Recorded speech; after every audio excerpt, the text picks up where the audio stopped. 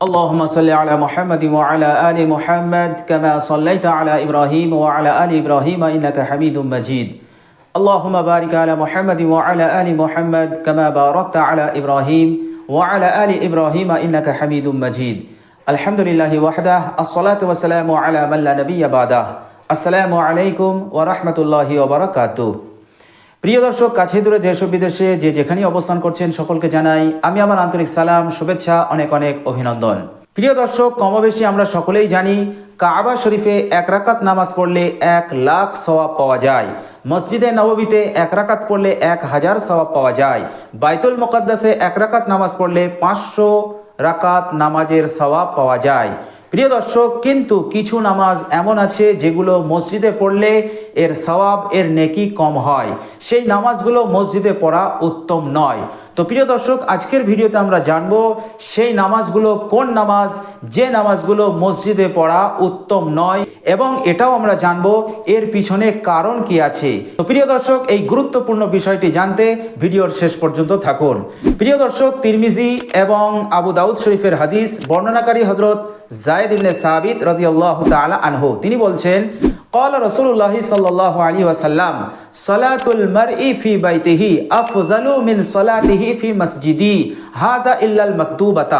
বিশ্বনবী সাল্লাল্লাহু আলাইহি ওয়াসাল্লাম বলছেন, আমার মসজিদে ফরজ নামাজ ছাড়া যত নফল নামাজ আছে, যত সুন্নত নামাজ আছে, সেই নামাজগুলো বাড়িতে পড়া উত্তম আমার মসজিদে পড়া থেকে।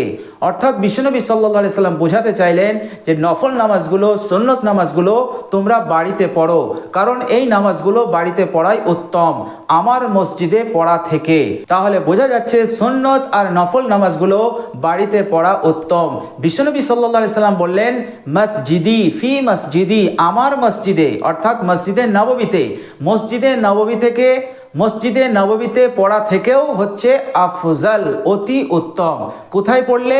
বাড়িতে, আপনার বাড়িতে, আপনার ঘরে। কেন নফল এবং সুন্নত নামাজগুলো বাড়িতে পড়লে আফজাল, অতি উত্তম বিশ্বনবী সাল্লাল্লাহু আলাইহি ওয়াসাল্লাম বললেন? কেন, এর পিছনে কি কারণ আছে? তো প্রিয় দর্শক, সর্বপ্রথম আমাদেরকে জানতে হবে সুন্নত নফল নামাজ কোনগুলো। প্রিয় দর্শক, ফরজ নামাজ ছাড়া যত নামাজ আছে সবই হচ্ছে হয় সুন্নত না হয় নফল। আর ওয়াজিব নামাজ যেটা, সেটা হচ্ছে বেতেরের নামাজ।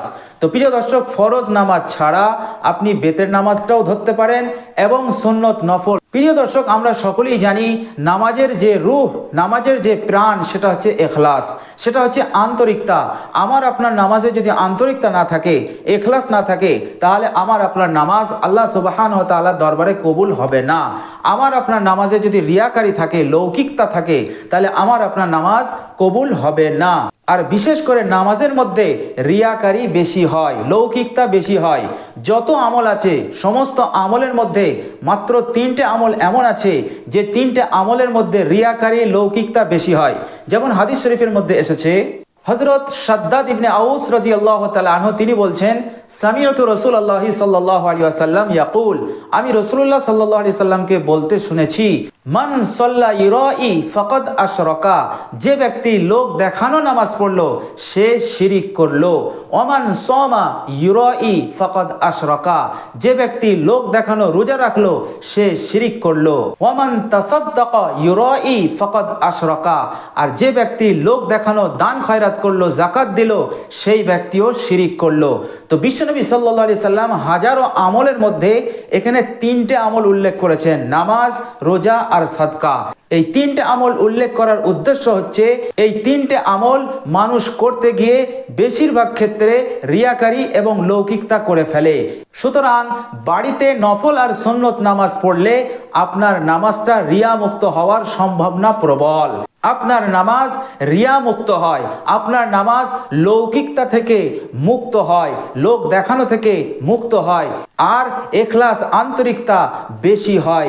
এই জন্য আল্লাহর নবী সাল্লাল্লাহু আলাইহি সাল্লাম বলেছেন সুন্নত আর নফল নামাজগুলো, ফরজ নামাজ ছাড়া সুন্নত আর নফল নামাজগুলো তোমরা বাড়িতে পড়ো, কারণ বাড়িতে পড়লে তোমার ওই নামাজটা রিয়া মুক্ত নামাজ হয়, তোমার ওই নামাজটা লৌকিকতা মুক্ত নামাজ হবে, তোমার ওই নামাজটা ইখলাস, আন্তরিকতা ভরপুর নামাজ হবে, যেটা হচ্ছে নামাজের রূহ, যেটা হচ্ছে নামাজের প্রাণ। আর যে নামাজে লৌকিকতা থাকে না, রিয়াকারি থাকে না, ইখলাস থাকে, আন্তরিকতা থাকে, সেই নামাজ আল্লাহ সুবহানাহু ওয়া তাআলার দরবারে ভরপুরভাবে পরিপূর্ণভাবে কবুল হয়ে যায়। আর ওই নামাজের বরকত আপনার ব্যক্তিগত জীবনে, আপনার পারিবারিক জীবনে আপনি উপলব্ধি করতে পারবেন।